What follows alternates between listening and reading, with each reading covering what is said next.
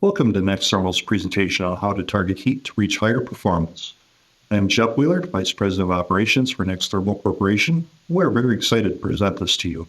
It's our hope that you find these topics informative. Sustainability initiatives are leading innovations in material processing. System buyers, such as the Director of Engineering for a major consumer packaged goods producer, are now demanding that the total cost of ownership of the machine include a definition of energy usage. In many processes that use thermal energy, the cost of creating the energy is a leading operating cost in the production process. Using smart electric heating methods compared to natural gas or hot oil, the application can be targeted for best results and controlled more consistently. We've split this presentation into 4 parts to cover each section more completely. This is part 1 of a 4-part series that covers a review of the parts of an electrically heated system, the durability, how to increase efficiency, and finally a review of the case study of a high-performance heater. This session will start with a review of what we mean by high performance, while we talk about the use of electric heating and tools. From that, we will talk about the main components in the system and how they interact and rely on each other to perform work. What do we mean when we say higher performance?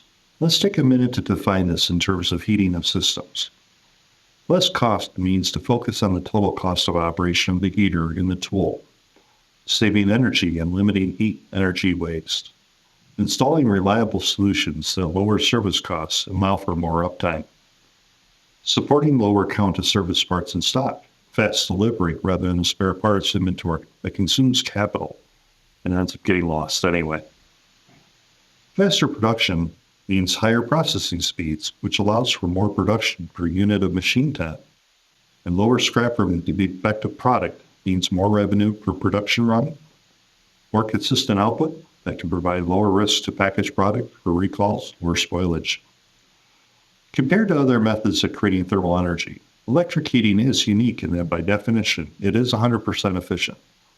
With the range of heater sizes available today, and the design flexibility that electric allows, it's possible to target where and how much thermal energy is needed for highest performance in the final system. All these points are topics we will touch on in this presentation.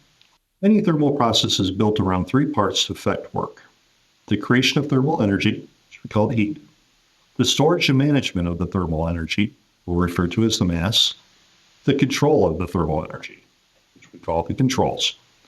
These components work together to form a controlled system that allows work to happen. In our focus, it's to effect phase change of the materials, bonding or forming to give it shape, or activating a binding agent in the film. All 3 parts have equal importance in the system to function well in accomplishing work. The design of the heater must meet several conditions. It needs to be able to produce a rated output of watts. It needs to be reliable. It needs to protect the user. Thermal energy is created by Joule, or resistance heating, in electric heaters. When a current of electricity is passed through a conductor, it raises the temperature of that conductor. This thermal energy is commonly measured in watts, or 1 joule per second.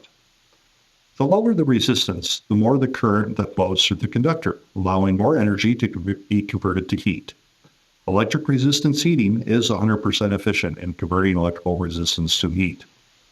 Supporting materials provide protection of the conductor and allow for the conduction of thermal energy to the mating parts, as well as provide for safe operation. Protection of the conductor is needed for both physical, supporting the wire during heating and cooling, as well as preventing it from being damaged during use.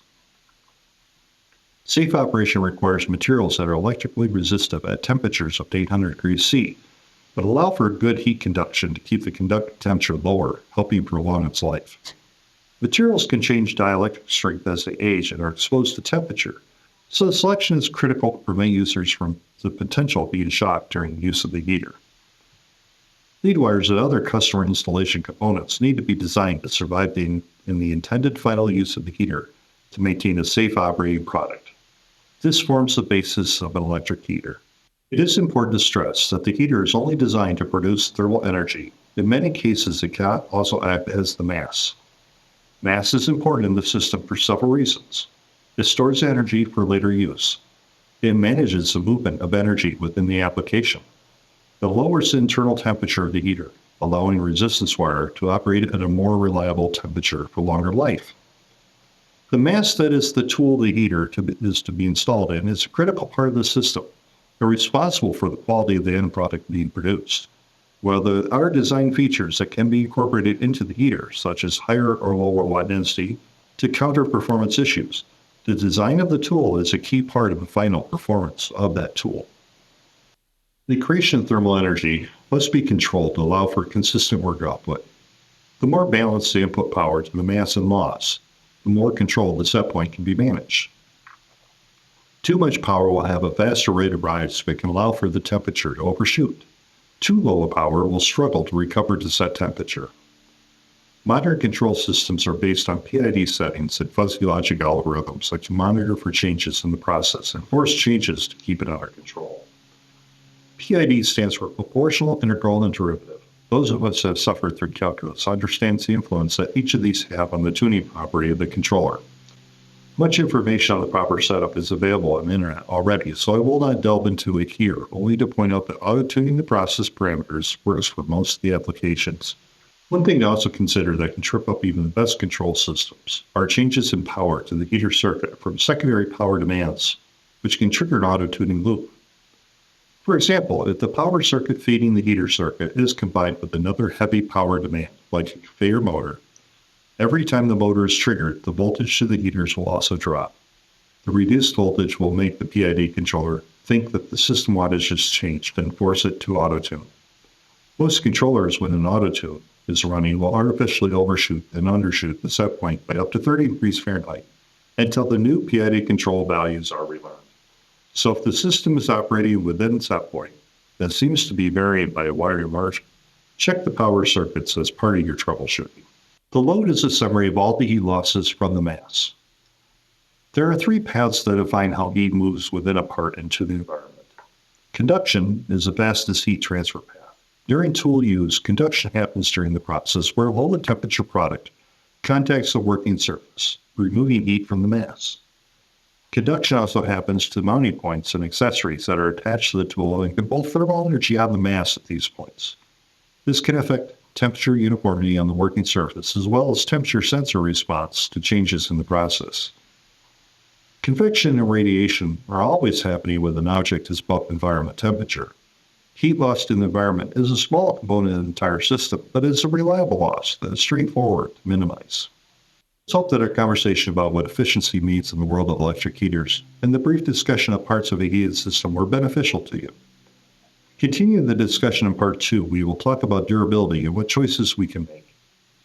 On behalf of the team at Xthermal, we thank you for your time and looking forward to seeing you in the next video.